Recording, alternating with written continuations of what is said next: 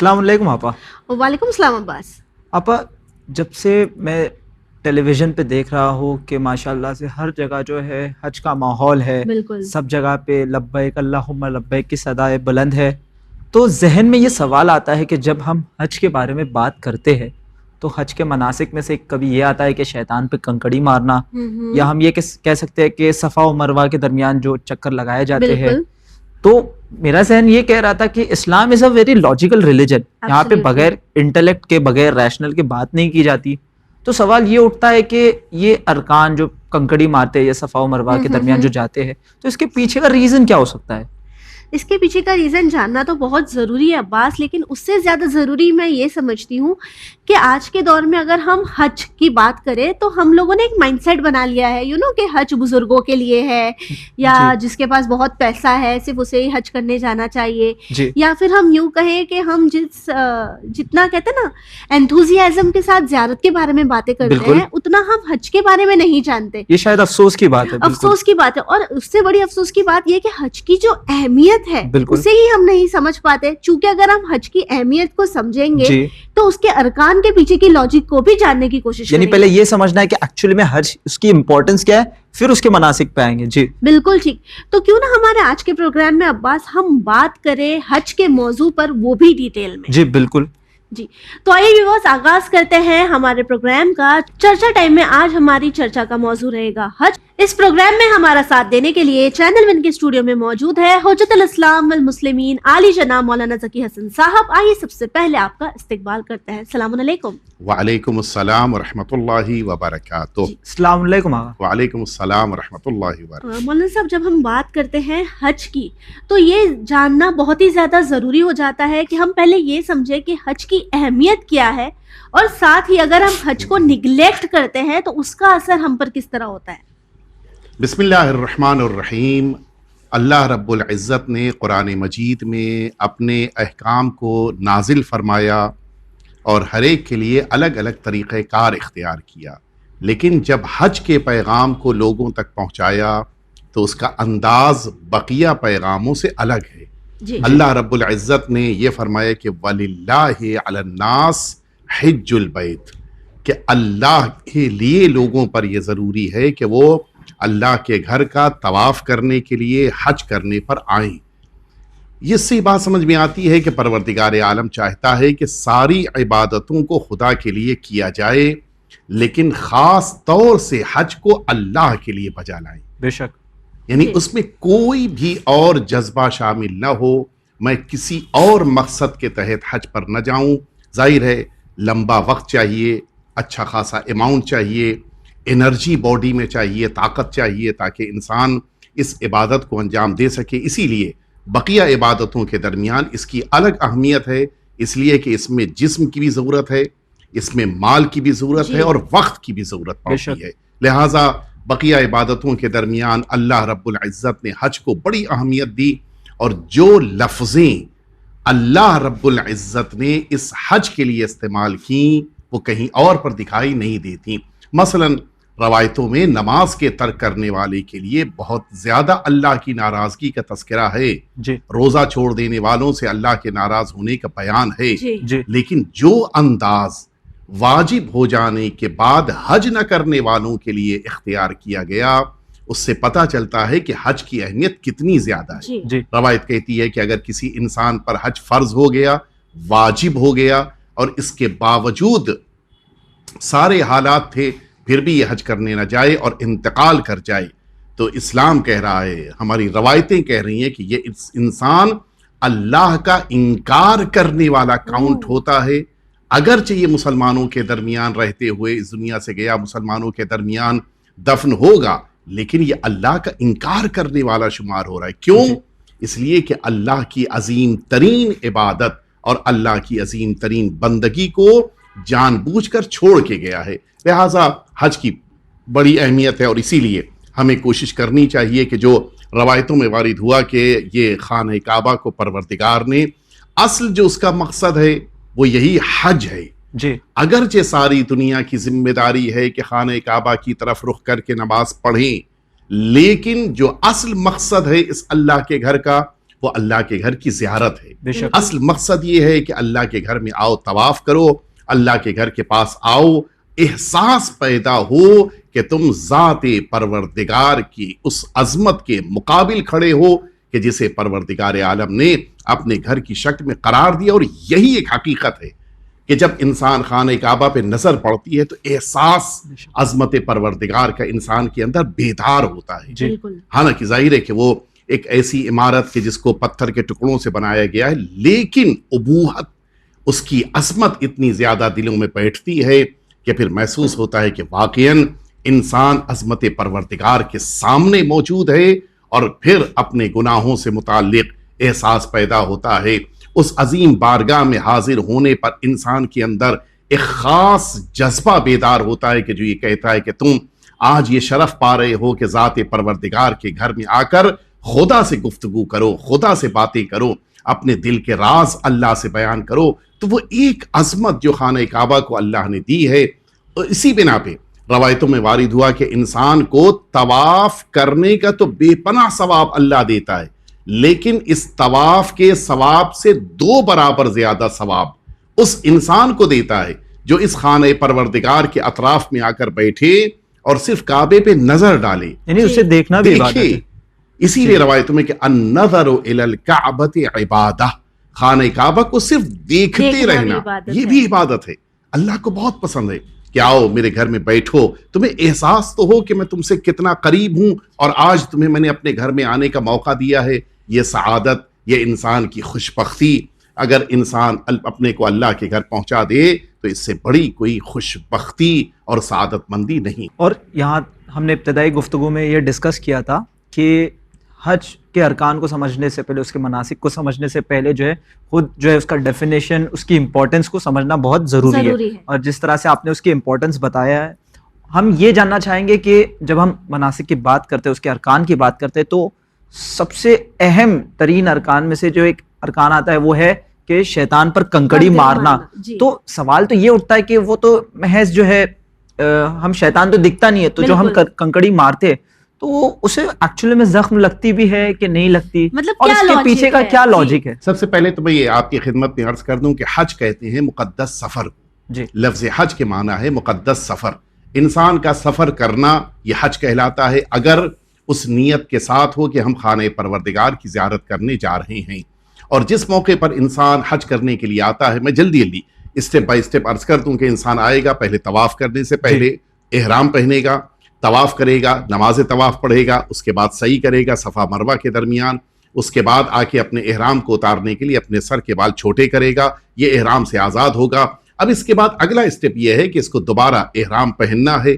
احرام پہننے کے بعد میدان عرفات میں آ کر بیٹھنا ہے, اور پھر اسی رات میں مزدلفہ آنا ہے, کنکریاں تلاش کرنی ہیں. ان کنکریوں کو لے کر یہ اگلے دن صبح میں جو عین عید کا دن کہ جس کو ہم بقرہ عید کہتے ہیں, اس دن یہ میدان منا میں آئے گا. میدان منا میں آنے کے بعد اس کو پہلے دن 3 کام کرنے ہیں, جن میں سے پہلا کام شیطان کو پتھر مارنا ہے, دوسرا کام اللہ کے لیے قربانی دینی ہے, اور تیسرا کام اللہ کے لیے ایک اور بڑی قربانی یا اپنے سر کے بال اتارنے ہیں. یہ قربانی, یہ 3 کام اس دن اس کو انجام دینے ہیں. اور پھر اگلا دن آئے گا, اس اگلے دن بھی اس کو اللہ کے لیے اسی 3 شیطان کو پتھر مارنا ہے, اور پھر اگلے کے اگلے دن بھی شیطان کو پتھر مارنا ہے. خانہ کعبہ میں دوبارہ پھر واپس آ جانا ہے منا سے, اس مکے میں آنے کے بعد پھر اس کو طواف کرنا ہے, نماز طواف پڑھنا, اور اس کے بعد سعی کرنا, اس کے بعد پھر اس کو ایک طواف کرنا ہے, طواف نساء, نماز طواف. یہ اس کا حج مکمل ہو جائے گا. درمیان میں ایک عمل آیا کہ جس کو آپ نے بڑی اہمیت کے ساتھ متوجہ کرایا, وہ ہے شیطان کو پتھر مارنا. یہ رمی جمرہ کہلاتا ہے. رمی جمرہ اس بنا پر ہے کہ یہی یہ 3 جگہیں ہیں کہ جن 3 جگہوں پر جب جناب ابراہیم اپنے بیٹے جناب اسماعیل کو لے کر جا رہے تھے تاکہ اللہ کے حکم کے مطابق قربانی پیش کریں, اس موقع پر یہی 3 جگہوں پر شیطان نے آ کر روکا تھا.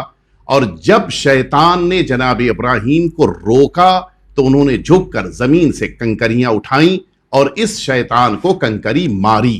یہی وہ عمل ہے کہ جو آج تک سارے حاجیوں پر اللہ نے فرض کیا ہے, اور ان کے لیے ذمہ داری قرار دی کہ وہ 3 دنوں تک شیطان کو پتھر مارے. اور اب یہاں پہ سوال یہ پیدا ہوتا ہے کہ کتنا زخمی ہوا شیطان.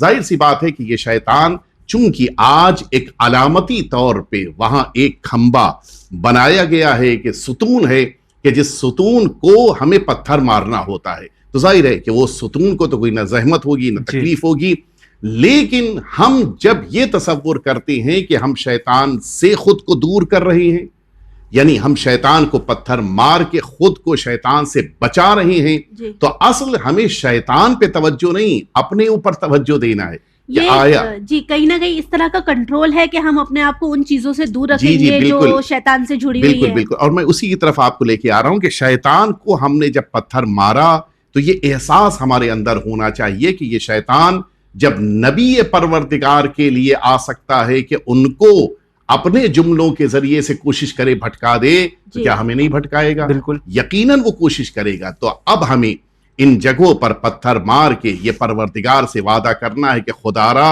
میں شیطان کو پتھر مار کر یہ اعلان کر رہا ہوں کہ میں شیطان سے بیزار ہوں، تیری بارگاہ میں پناہ لے رہا ہوں۔ اور اب جب شیطان کو پتھر مار کے یہ انسان پلٹے گا تو اب آپ مطمئن رہیں کہ جس شیطان کو پتھر مارا ہے وہ پلٹ کر اب مکمل طور پہ ان افراد کے لیے کوشش کرے گا کہ ان کو بہکائے۔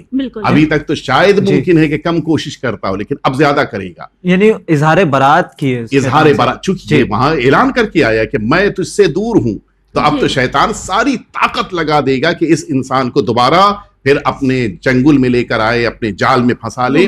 لہٰذا زیادہ ذمہ داری ہو جاتی ہے اس انسان کی کہ جو اس میدان منا میں شیطان کو پتھر مار کے آیا ہے، اب وہ زیادہ اپنے کو سنبھال کے رکھے، اس کا ایک ایک قدم اللہ کی بارگاہ میں عبادت شمار ہوگا اگر اس نے خود کو شیطان سے بچا لیا۔ لہٰذا اب اس وقت ضروری ہو جاتا ہے کہ انسان اس رمی جمرہ کی اس حکمت کو اچھے سے سمجھے کہ جس کو خود مولا نے اپنے اس بیان میں، کہ جو ہمارے آقا اور مولا نے بیان فرمایا تھا کہ حج کی حکمتیں کیا ہیں، ان میں یہ بات واضح کی تھی کہ شیطان کو پتھر مارنے کے معنی یہ نہیں ہے کہ اسے زخمی کرنا ہے، مراد یہ ہے کہ تمہیں خود کو شیطان سے بچانا ہے، مجھے شیطان سے دور رہنا ہے۔ اور یہی وہ عمل ہے کہ جو اگر انسان نے دل و جان سے قبول کر لیا تو پھر اب جو روایت کہتی ہے کہ انسان جب حج کر کے واپس پلٹتا ہے تو جس طرح سے ایک چھوٹا سا بچہ ماں کی آغوش میں آتا ہے دنیا میں، اسی طرح سے ایک حج مکمل کر لینے والا حاجی اللہ کے گھر سے اپنے گھر اپنے گناہوں سے پاک صاف ہو کر آتا ہے۔ تو یہ تبھی ممکن ہے جب ہم نے مکمل طور پہ خود کو شیطان کے چنگل سے آزاد کر لیا ہو اور ہم حج مکمل کر کے واپس آ رہے ہیں۔ جی، یعنی ہم یہ کہہ سکتے ہیں خلاصے کے طور پہ کہ ہمارا ہدف شیطان کو زخمی کرنا نہیں بلکہ شیطان اور اس کی شیطانت سے اظہار برات بچانا ہے۔ جی بالکل، ایبسلیوٹلی، یعنی اب یہ جو لاجک تھا یہ ہم سمجھ چکے، کلیئر ہو گیا۔ جی اب مولانا صاحب اگر ہم بات کریں دیگر ارکان کی تو اس میں سے ایک یہ بھی ہے جسے ہم صحیح کہتے ہیں صفا اور مروہ کے بیچ میں چکر لگانا، 7 بار جو لوگ آتے ہیں جاتے ہیں، اس کے پیچھے کیا لاجک ہے؟ کیوں یہ 7 بار لوگ یہاں سے وہاں دوڑتے ہیں؟ یہ جو میں نے ابھی آپ کی خدمت میں عرض کیا کہ شیطان نے بہکایا تھا جناب ابراہیم کو، کوشش کیا کہ وہ اپنے بیٹے کی قربانی اللہ کے حکم کے باوجود نہ پیش کریں، یہ واقعہ کافی بعد کا ہے۔ جی، اس واقعے سے کافی پہلے جب جناب اسماعیل اس دنیا میں تشریف لائے تو اب ظاہر ہے کہ یہ اپنی ماں کے ساتھ ہیں، اور وہ جو پہلی وائف ہیں جناب ابراہیم کی، ان کے گھر میں کوئی اولاد نہیں ہے، لہٰذا اب ایسے موقع پر حکم پروردگار یہ ہوا کہ اے ابراہیم اپنی زوجہ کو اس وادی میں کہ جو غیر ذی زرع، جہاں کے اوپر کوئی زراعت، کوئی پانی کے امکان کچھ بھی نہیں ہے، وہاں لے جا کے اس ایسے ڈیزرٹ میں قرار دو۔ جناب ابراہیم اپنی زوجہ کو لا کر یہاں پہنچا چکے ہیں۔ جناب ابراہیم کے اس میدان میں قرار دینے کے بعد جب وہ واپس چلے گئے تو اب ظاہر ہے کہ پانی کی شارٹیج ہے، پانی ہے ہی نہیں، شارٹیج تب ہوگی جب تھوڑا بہت بھی ہو، وہاں تو کچھ بھی نہیں ہے۔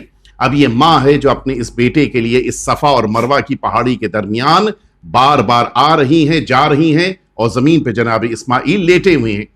اچانک ان کی نظر جس موقع پر جناب اسماعیل کے قدموں کی طرف گئی، دیکھا وہاں سے پانی کا چشمہ ابل رہا ہے، اور یہی چشمہ زمزم کے نام سے آج تک اس زمین سے جاری ہے، اور یہی چشمہ ہے کہ جو پوری دنیا کو آج بہت سی بیماریوں سے نجات دے رہا ہے۔ اور یہ سائنٹیفکلی پروفڈ ہے کہ باقاعدہ اس کے ذریعے سے بہت سی بیماریوں سے علاج ہوتا ہے انسان کا۔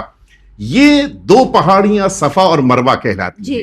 ان دو پہاڑیوں کے درمیان جس موقع پر اب یہ زوجہ پیغمبر ہیں کہ جو ایک پہاڑی سے دوسری پہاڑی کے بیچ میں آئی گئیں، آج بھی پروردگار نے اسی عمل کو حج کا حصہ قرار دیا ہے۔ صفا سے ایک حاجی کو اپنے اس سعی کو شروع کرنا ہوتا ہے اور پھر اس کو لے جا کے مروہ پہ مکمل کرتا ہے۔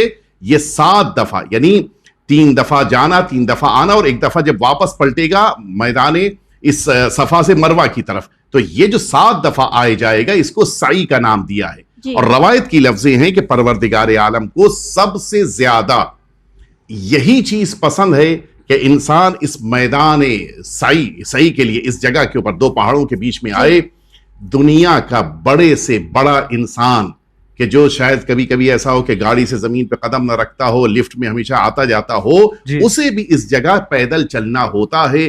اللہ کو اسی لیے یہ جگہ اتنی پسند ہے کہ انسان کے اندر خشوع پیدا ہوتا ہے، خاضعانہ طور پر اللہ کی بارگاہ میں انسان جھک کر یہ اعلان کرتا ہے کہ میرے پروردگار، میں دنیا کی دولت، نعمت، ثروت، ساری چیزوں کو چھوڑ کر تیرے حکم کے لیے اس پہاڑ کے بیچ میں دوڑنے پر تیار ہوں۔ یہ جو قربانی کا جذبہ، البتہ میں ایک لفظ یہاں پہ آپ کے لیے عرض کر دوں کہ پورا حج قربانیوں کا مجموعہ ہے۔ ایک ایک عمل شروع سے آخر تک قربانی ہے۔ احرام پہنتا ہے، یہ اپنے اچھے کپڑوں کی قربانی ہے۔ سر کے بال اتارتا ہے، یہ بالوں کی قربانی ہے۔ انسان مثال کے طور اپنی طاقت، اپنی انرجی کو اللہ کے لیے دے رہا ہے، یہ اس کی قربانی ہے۔ اس کی ابتدا بھی قربانی سے ہوتی ہے، پیسوں کی۔ جی، پیسوں کی قربانی، بہت بڑی قربانی، وقت کی قربانی۔ لوگوں کے پاس آج آدھا گھنٹہ 1 گھنٹے کی مہلت نہیں ہوتی ہے، وہاں پورے مثلاً 2 ہفتے 3 ہفتے کے لیے انسان مصروف ہے۔ کیوں؟ اللہ کا حکم ہے۔ تو یہ مکمل حج قربانیوں کے مجموعے کا نام ہے، اور انہی کے درمیان ایک قربانی اور ہے کہ جو انسان اللہ کے حکم کی بنا پر جانور کی شکل میں، لیکن یہ ایک قربانی ہے، ورنہ بقیہ پورا حج قربانیوں کا مجموعہ ہے۔ انہی میں سے ایک قربانی اپنی شان، اپنی شوکت، اپنی دولت، اپنا وقار، اپنا مقام، اپنا منصب، ان سب کو انسان جب سعی کے لیے آتا ہے تو قربان کرتا ہے، اور اللہ پھر اس پر عظیم اجر عطا کرتا ہے۔ جی بالکل۔ اور کہیں نہ کہیں اس میں یہ پیغام بھی مولانا صاحب چھپا ہوا ہے کہ ہمارا جو کچھ بھی ہے وہ اللہ کا دیا ہوا ہے، اور اللہ کے لیے قربان کرنے کے لیے بھی ہمیں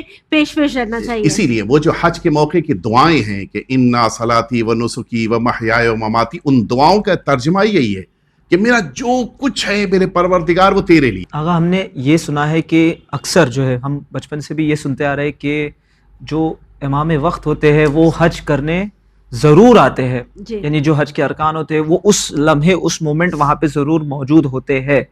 تو ہم چاہیں گے کہ جب امام وقت وہاں پر ہے تو کیوں جو ہے لوگ ان کا دیدار نہیں کر پا رہے؟ بڑی اچھی بات آپ نے کہی ہے، اس لیے کہ روایات کی دنیا میں ہم سب کو جو حج کا فلسفہ بتایا گیا ہے، اس فلسفے کی ایک بنیاد یہی ہے کہ ہم جس موقع پر حج کے لیے حاضر ہوں، اللہ اور حجت اللہ، ان دونوں کا احساس ہمارے اندر پیدا ہو جائے۔ بالکل، یعنی ہم یہ اعلان کریں کہ پروردگار، ہم تیرے اطاعت گزار بندے ہیں، اور ان لوگوں کے ذریعے کہ جنہوں نے تیرا پیغام ہم تک پہنچایا ہے ان کے بھی اتنے ہی اطاعت گزار ہیں چونکہ خود تو نے حکم دیا ہے۔